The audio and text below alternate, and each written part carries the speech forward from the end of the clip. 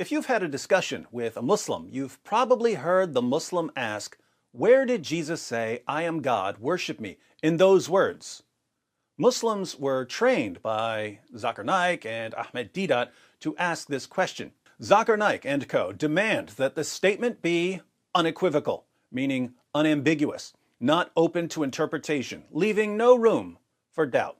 Now that Muslims have presented their standard, an unequivocal statement, it would be a shame if we didn't apply the same standard to them.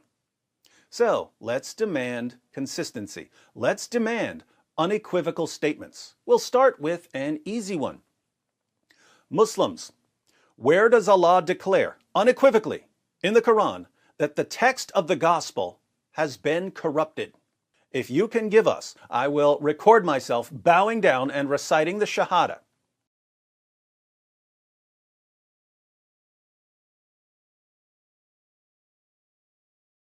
Coming to the question David asked. So, why is he asking for this statement? Because he knows the New Testament is corrupt. And the Quran does teach that the New Testament is corrupt. I'll give you one short example very quickly. I don't want to go on for too long. The Quran in chapter 4, verse 157 categorically states that Jesus was definitely not killed. He was not crucified. He was not killed. Gospels state that he was crucified and he was killed. In other words, the Quran is indirectly saying that the Gospels are corrupt. This statement is not unequivocal. It is not saying the New Testament is corrupt, but the outcome is... Whoa. Did you catch that? He's given one verse so far, and this is all he's given, ever, to show that the Quran is affirming the corruption of our text. But look at what he said. He just said, and by the way, this is not unequivocal. Watch this. This statement is not unequivocal. It's not unequivocal. Notice I lay down the challenge, guys. Give me one unequivocal verse in the Quran saying that the gospel has been corrupted.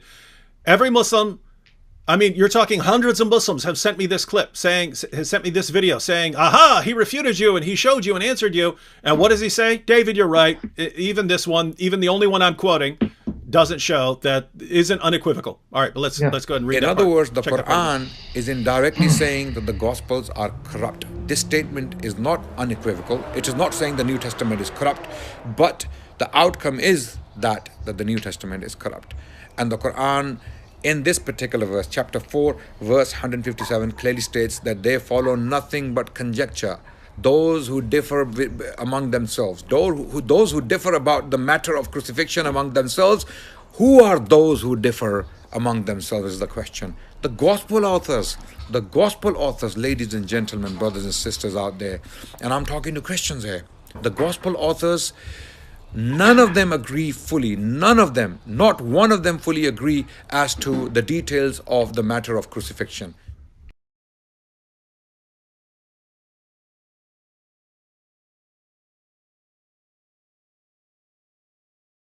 They follow nothing but conjecture. Those who differ among themselves, those who differ about the matter of crucifixion among themselves, who are those who differ among themselves is the question. The gospel authors. Ooh. I don't know if I should give Adnan the benefit of the doubt, but I think I caught Adnan a little lie there. He says this verse is directed towards Christians, those who are... those who only follow conjecture and are full of doubts. Sam, is it wrong, or is Allah responding to Jews here?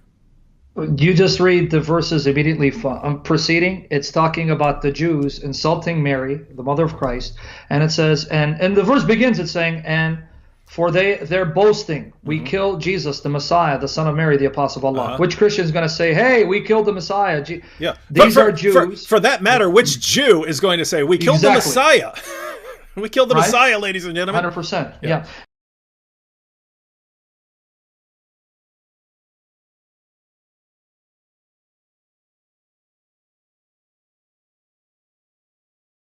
Those who differ about the matter of crucifixion among themselves, who are those who differ among themselves is the question. The gospel authors.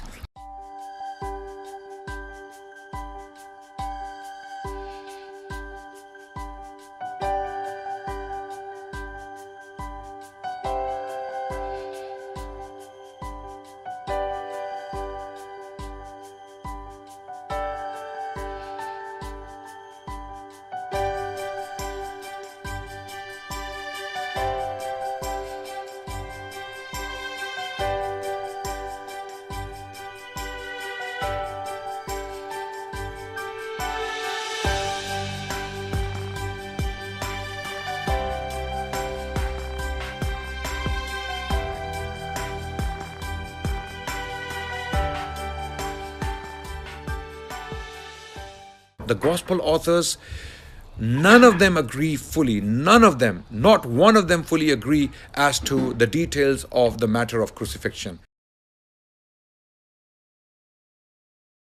Christians follow the logic. We follow nothing but conjecture when it comes to Jesus being killed by crucifixion. But last time I checked, there is no unanimity in the Muslim sources regarding what chapter 4 verse 157 means precisely. Now let me qualify what I'm saying there. You will find that the earliest tradition, one that is attributed to Ibn Abbas, that it was one of Jesus's disciples that was made to look like Jesus, and he died on the cross. But then others disagreed, saying, no, it was probably Tatawis, or it was probably Judas. And then now you have Muslims like Shabir Ali saying, no, the Quran doesn't say that someone was made to look like Jesus and they killed that lookalike in the place of Jesus. In reality, what it's saying is Jesus wasn't killed by the cross, though he was on the cross and he swooned, the apparent death theory, that he swooned on the cross, so they thought he died. That's how Allah made it appear to them. They thought he died, but he actually passed out, he swooned, and then Allah miraculously resuscitated him while he was in the tomb after being beaten to a bloody pulp, whipped to the point of death, doesn't die, but swoons, and then somehow comes out of the grave fully conscious, because that's the miracle of Allah. So who's following conjecture? The Muslims. Why? Because they can't make heads or tails out of what this passage is saying exactly. And this is the passage that Adnan wants to use to try to prove our New Testament's corrupt. If anything, it now backfires Adnan. It proves your Quran is corrupt, because till this day you guys can't figure out the precise meaning of a passage that says that they neither killed him nor crucified him, but it so appeared unto them, and you can't even agree. What does that mean? It so appeared unto them. And surprise, surprise, if you want to take the view that Allah made it look like Jesus died, then how can the New Testament be corrupted when they're simply going along with the scheme of your God and saying Jesus did die because Allah made it appear to them as he did die? So why would you blame them for writing that down as part of the gospel that Allah sent down when Allah made it appear to them that he died and convinced them of that?